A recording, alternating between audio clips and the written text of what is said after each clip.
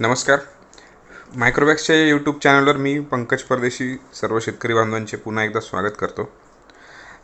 मागील भागात आपण पाहिले की जीवाणू, बुरशी यांना कुठले बेस वापरले जाते किंवा त्यांचे गुणधर्म कसे असले पाहिजे त्या बेसचे, आणि तसेच जीवाणू, बुरशी यांच्या पाकिटावर किंवा त्या बॉटलवर काय लिहिलेले असते व ते आपण कसे समजावे, कशाप्रकारे त्यांचा गॅरंटेड सेल काउंट कसा आपण कॅल्क्युलेट करावं ते आपण मागच्या भागात पाहिले.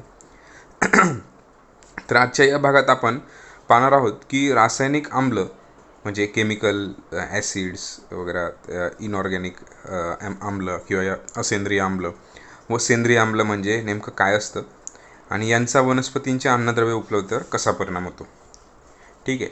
तर आपण सर्वांना माहीत आहे की रॉक फॉस्फेटपासून फॉस्फेटयुक्त खते तयार करताना सल्फ्युरिक ॲसिडचा वापर केला जातो आणि त्यामुळे रॉक फॉस्फेटमधील फॉस्फरस हा फॉस्फरिक ॲसिडच्या स्वरूपात रूपांतरित होतो.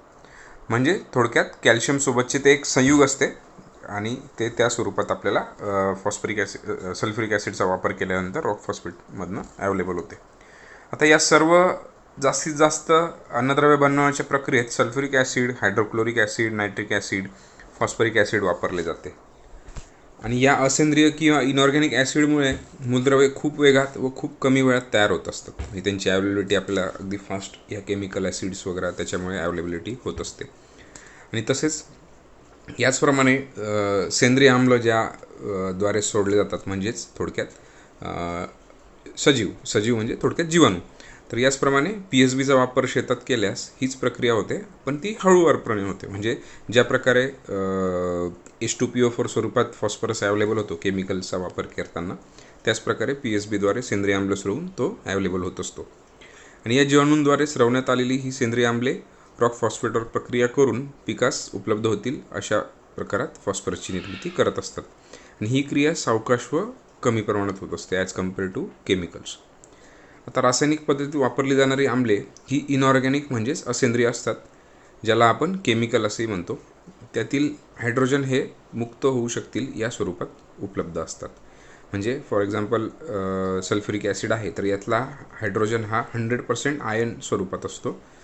म्हणजे पाण्यात टाकल्यावर हायड्रोजन व सल्फेट हे संपूर्णपणे वेगळे होतात आणि हायड्रोजन हा 100% आयन फॉर्ममध्ये असल्याने त्याचा pH लगेच कमी होतो सॉईलचा, आणि म्हणजे त्या पाण्यात ज्याच्यात मिक्स करतो आपण त्याचा, आणि मातीतही जितका मुक्त हायड्रोजन तितका pH तो कमी करत असतो. म्हणजे थोडक्यात सल्फ्युरिक ॲसिडमध्ये 100% आयोनिक फॉर्ममध्ये हायड्रोजन नसतो आणि SOO4 म्हणजे सल्फेट असतात. म्हणजे थोडक्यात की ह्या केमिकलचा वापर करत असताना त्याच्यात हायड्रोजनची 100% आयनिक फॉर्ममध्ये उपलब्धता असते. आता हे सगळं कसं अवेलेबल होत असतं किंवा हे अन्नद्रव्य पिकाला कसे उपलब्ध करून देत असतात, तर मातीच्या कणांवर थोडक्यात ऋणभार असतो आणि त्यावर धनभार असलेले कण चिटकत असतात. म्हणजे थोडक्यात sodium, calcium, magnesium, potash, hydrogen, aluminium हे सगळे धनभार असलेले आहेत, तर हे त्या मातीच्या कणावर चिटकत असतात. आणि जेव्हा pH लो असतो तेव्हा मातीच्या कणावर धनभार असतो, तेव्हा त्याला क्लोरीन, सल्फेट, त्यानंतर बोरॉन वगैरे सारखे निगेटिव्ह चार्ज असलेले किंवा ऋणभार असलेले आयन चिटकत असतात.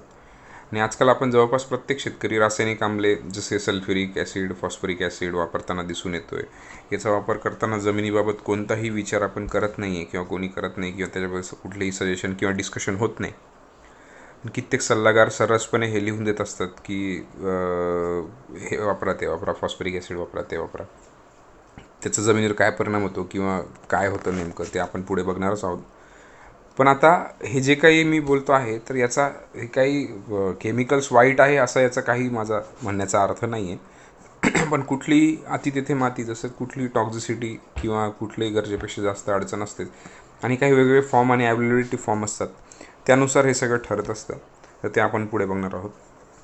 आणि थोडक्यात आपल्याला काही प्रश्नसुद्धा म्हणजे हे वापरत असताना पडले पाहिजे. म्हणजे थोडक्यात त्याची गरज आहे का, किंवा त्याच्या वापराने आपल्या जमिनीवर काय परिणाम होणार आहे, किंवा त्याच्या अगोदर हे काही वापरताना म्हणजे हे आपण जे काही अगोदर वापरत नव्हतो तेव्हासुद्धा अन्नद्रव्य उपलब्धता होत होती हे केमिकल ॲसिड्स न वापरत असताना. तर मग आता त्याची गरज आहे का, किंवा याला काही जैविक ऑप्शन आहे का, की हे प्रश्न थोडक्यात आपल्याला पडले पाहिजे. हे प्रश्न जर आपल्याला पडले आणि ते आपण सॉल्व करण्याचा किंवा सोडवण्याचा प्रयत्न केला, तर आपोआपच आपल्याला पुढचे जैविक पर्याय दिसून येतील. तर आपण परत एकदा केमिकल ॲसिड्स किंवा सेंद्रिय आम्लांकडे वळूया. तर आता जवळपास प्रत्येक पिकात आजकाल सल्फ्युरिक ॲसिड, फॉस्फरिक ॲसिडचा वापर चालू आहे. या ॲसिडची थोडक्यात जमिनीत नेमकी काय अभिक्रिया होती ती आपण पाहूया. तर जमिनीत कॅल्शियम फॉस्फरस स्थिर होऊन ट्राय कॅल्शियम फॉस्फेट तयार झालेले असते, म्हणजे CA3PO4 टॉईस. आता हा स्थिर झालेला ट्राय कॅल्शियम फॉस्फेट स्वरूपात स्थिर झालेला जो स्फुरद आहे तो जेव्हा सल्फ्युरिक ॲसिडसोबत त्याची जेव्हा रिॲक्शन होते तर त्याच्यातनं ह्या प्रकारे कॅल्शियम डायहायड्रोजन फॉस्फेट म्हणजे आपला SSP तयार होतं आणि त्याद्वारे CaSO4 म्हणजे जिप्सम तयार होतं. म्हणजे हे कॅल्शियम ट्रायफॉस्फेट सोबत जेव्हा सल्फ्युरिक ॲसिडची रिॲक्शन होते तेव्हा कॅल्शियम डायहायड्रोजन फॉस्फेट म्हणजे SSP आणि जिप्सम तयार होतं. आता हेच सिंगल सुपर फॉस्फेट परत एकदा जेव्हा सल्फ्युरिक ॲसिडसोबत त्याची रिॲक्शन होते तेव्हा परत एकदा GSM जिप्सम आणि फॉस्फरिक ॲसिडची निर्मिती होते. आणि ह्याच्यातनं तयार झालेलं जे ट्राय कॅल्शियम फॉस्फेट आहे त्याच्यात पाण्याची अभिक्रिया झाली का त्याच्यानंतर कॅल्शियम डायहायड्रॉक्साईड त्यामध्ये तयार होतं. म्हणजे थोडक्यात ही कंटिन्यू रिॲक्शन ॲसिडच्या केमिकल ॲसिड्स वापरताना ही रिॲक्शन कंटिन्यू चालू असते. म्हणजे आता हे जे काही शेवटी मी जे सांगितलं की CaOH टॉईस म्हणजे कॅल्शियम हायड्रॉक्साईड जे तयार झालेलं आहे तर इट इज नथिंग बट म्हणजे हे चुना आहे थोडक्यात. आणि याची जेव्हा फॉस्फरिक ॲसिडसोबत म्हणजे तो आणि चुना हे दोन्ही शेवटच्या रिॲक्शनमध्ये तयार होतात. आता हा चुना याचा पाण्याशी संपर्क आला की तुमचं परत त्या प्रकारे फॉस्फरिक ॲसिड आणि याची निर्मिती होते कॅल्शियम सल्फेटची म्हणजे थोडक्यात जिप्समची. आणि हे कॅल्शियम हायड्रॉक्साईडसोबत जेव्हा पाणी नसतं तेव्हा त्याला आपण प्लास्टर ऑफ पॅरिस म्हणतो किंवा त्याची प्लास्टर ऑफ पॅरिसची उपलब्धता होते. आता फॉस्फरिक ॲसिड. आता ह्या ट्राय कॅल्शियम फॉस्फेटसोबत जेव्हा फॉस्फरिक ॲसिडची रिॲक्शन होते तेव्हा परत एकदा SSP तयार होतं. आणि ह्या तयार झालेल्या सिंगल सुपर फॉस्फेटमधून कॅल्शियम आणि फॉस्फरिक ॲसिड तयार होते त्याच्या विघटनातून. आणि त्यातून पिकाला मिळेल तितका फॉस्फरस वापरला गेला किंवा तो मिळेल तितका लागेल तेवढा फॉस्फरस झाडाने घेतला का शिल्लक पूर्ण फॉस्फरस तो परत एकदा कॅल्शियम, फेरस, ॲल्युमिनियम यांच्यासोबत पुन्हा एकदा फिक्सेशनला जातो, म्हणजे परत त्यांच्यासोबत जाऊन तो स्थिर होतो. कारण की त्याला कुठल्याही प्रकारचं चिलेशन नसतं केमिकल रिॲक्शन होत असताना, त्यामुळे तो जो उरलेला आहे तो बऱ्यापैकी सगळा वापरला जातो. आणि जे काही फॉस्फरससुद्धा म्हणजे आपण फक्त एका सिंगल अन्नद्रव्याचं चर्चा करतो, असे सगळेच अन्नद्रव्यांचे असतात विषय केमिकल्सशी रिलेटेड. आता जेव्हा हा जो फॉस्फरस केमिकल रिॲक्शनच्या वेळेस अवेलेबल झाला आहे तर तो कुठला असतो की मातीच्या मुळांच्या म्हणजे झाडांच्या मुळांच्या टोकाला किंवा मुळांना चिटकलेली जी बारीक कण असतात मातीत त्याला चिटकून जे काही फॉस्फरसचे अणू असतील तेवढेच ते अवेलेबल होतात. आणि इतर दूरचं कुठल्याही प्रकारचा फॉस्फरस झाड घेऊ शकत नाही, त्यामुळे ते आपल्या कॅल्शियम, फेरस, ॲल्युमिनियम यांच्यासोबत फिक्स होऊन परत तो जमिनीत स्थिर होऊन जातो.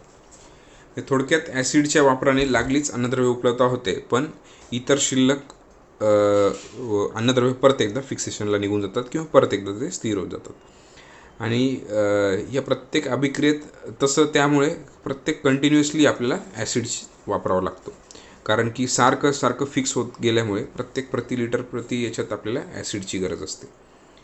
त्यामुळे हे शेवटपर्यंत हे फिक्सेशन पण चालू असते आणि ॲसिडचा वापरही चालूच असतो. मग त्यामुळे जमिनीची क्वालिटी किंवा मातीची क्वालिटी खराब होण्याचे चान्सेस जास्त असतात.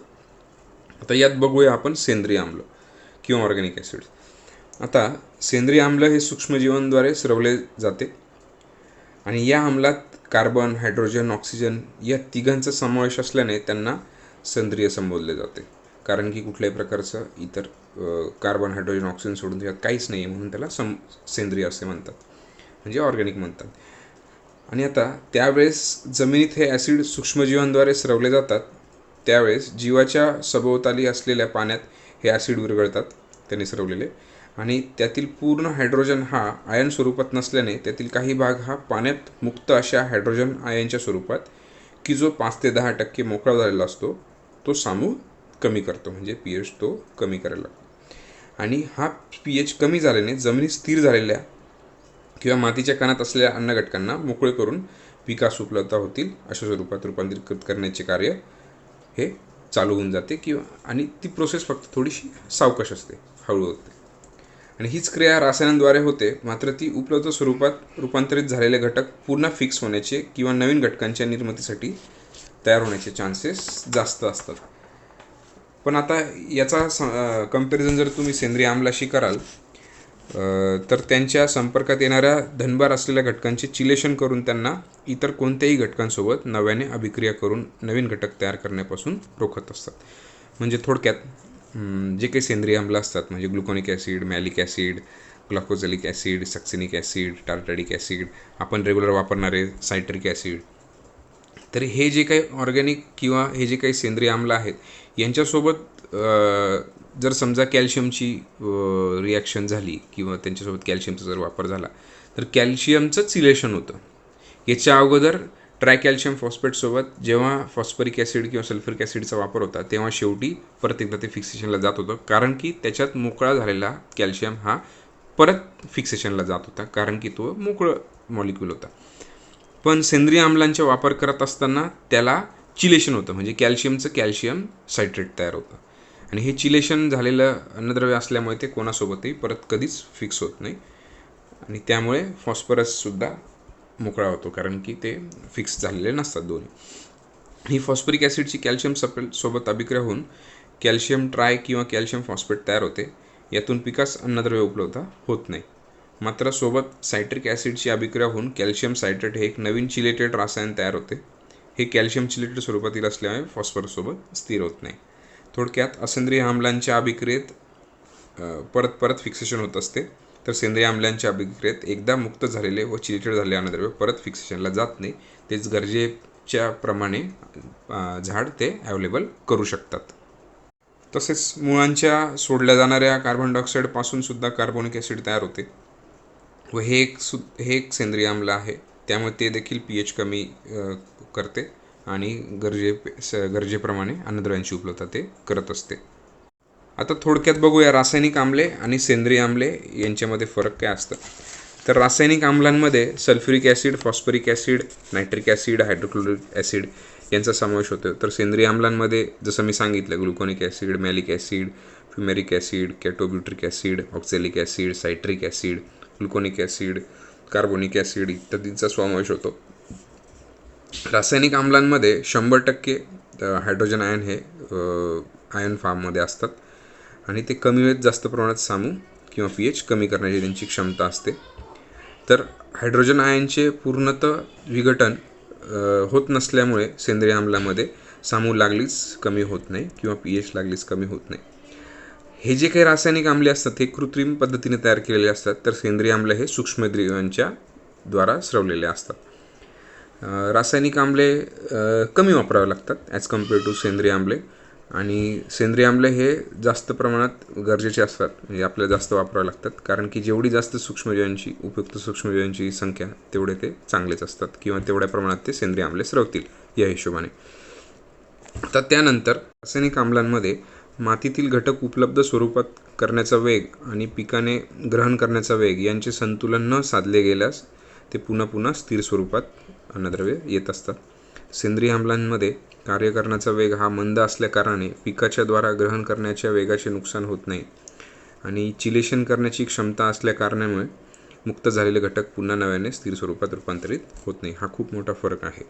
रासायनिक आम्ल मातीतील हानिकारक क्षारांपासून देखील नवीन हानिकारक पदार्थ तयार करतात, तर सेंद्रिय आम्ल मातीतील हानिकारक क्षारांचे चिलेशन करून त्यांना खोलवर वाहून नेण्याची, माती विषारित करण्याची म्हणजे विषमुक्त करण्याची क्षमता सेंद्रिय आम्लांमध्ये असते. केमिकल ॲसिड्स किंवा रासायनिक आम्ल हे मातीत असलेल्या इतर उपयुक्त जीवांसाठी व मुळांसाठी टॉक्झिसिटी किंवा हानिकारक ठरतात, तर मातीत असलेल्या इतर जीवांसाठी सेंद्रिय आम्ल कुठल्याही प्रकारचे हानी पोचत नाही किंवा त्यांच्यासाठी हानिकारक ठरत नाही. उलट्या मुळांच्या वाढीसाठी त्याचा फायदाच होतो. रासायनिक आम्ले ही एकच केमिकल प्रोसेस कंटिन्यू करत असतात. बाकी कुठलीही त्या प्रोसेस व्यतिरिक्त दुसरी कुठलीही अवेलेबिलिटी त्यांच्याकडनं नसते. तर सेंद्रिय आम्लांमुळे ऑक्झिन्स, जिब्रॅलिन्स, सायटोकायनिनसुद्धा झाडांना मिळत असतात. सध्या केमिकल ॲसिड्सचा किंवा रासायनिक आम्लाचा जसा वापर करत आहे तो अतिशय शास्त्रशुद्ध पद्धतीने किंवा टेक्निकली जर करायचा असल्यास, जसं मागे मी एक्सप्लेन केलं, तर त्याचा कंटिन्यू प्रति लिटर पाण्यामागे कंटिन्यू जेव्हा जेव्हा पाणी जाईल 24 तास, जसं जसं झाड प्लांट न्यूट्रिशन अपटेक करत असतं तसं तसं त्याला त्या केमिकलचा वापर करावा लागेल. कारण की प्लांट दररोज किंवा कंटिन्यू अन्नद्रव्य ग्रहण करत असते, म्हणून ते दररोज वापरावं लागेल आपल्याला केमिकल ॲसिड्स किंवा रासायनिक आम्ल. पण सेंद्रिय आम्लांमध्ये असं नाही आहे, कारण की वारंवार वापर करण्याची त्याची गरज पडत नाही. एकदा वापरलं की मातीत सूक्ष्मजीवांची संख्या वाढत राहते आणि त्यानुसार ते त्यांच्या चांगल्या परिस्थितीनुसार ते सेंद्रिय आम्ल स्रवत असतात.